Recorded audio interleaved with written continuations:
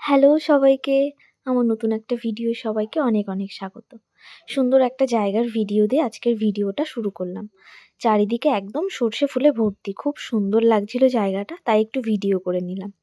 তো এটা ছিল আমার ডিসেম্বরের ১৫ তারিখের একটা ব্রাইডের লোকেশন। আমি এর আগেও একটা ভিডিও পোস্ট করেছি। তো এটা ছিল আমার ডিসেম্বরের ১৫ তারিখের 2nd ব্রাইড। তো দিদির ভিডিওর কিছু ক্লিপস আমার কাছে ছিল, তাই আমি অ্যাড করে ভিডিওটা পোস্ট করছি। এখানে আসার পরে দেখলাম যে এখনো আমার ব্রাইডের গায়ে হলুদ হয়নি। তো যেহেতু আমার এর পরেও আরও একটা ব্রাইড ছিল, সেই কারণে খুব তাড়াতাড়ি আমাকে ব্রাইড বসাতে হয়েছে। দিদির টাইম ছিল ২:৩০। দিদি গায়ে হলুদের অনুষ্ঠান শেষ করে আসতে, আসতে প্রায় ৩:৩০ বেশি বেজে গেছিল। দিদি এখানে আসার পরে আমি ঝটপট দিদিকে বসিয়ে দিলাম। মেকআপ স্টার্ট করেছি।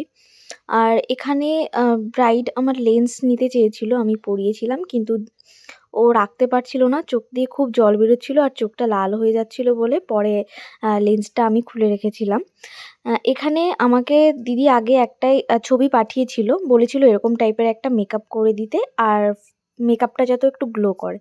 দেখো এখানে আমার ফুল বেস কমপ্লিট করার পর একটা ভিডিও। অনেকটাই গ্লো করছিল দিদির মেকআপটা। আর দিদি আমাকে বলেছিল যে আমাকে ছোট্ট একটা কলকা করে দেবে কপালে, আর আমার মুখের ২ সাইডে দুটো ছোট, ছোট করে কলকা করে দেবে।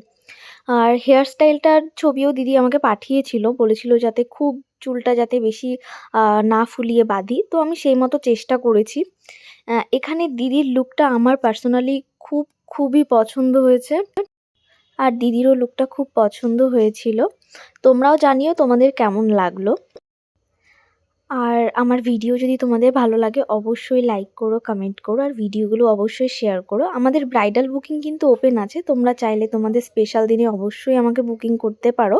আজকের ভিডিওটা এই অবধি। সবাইকে টাটা।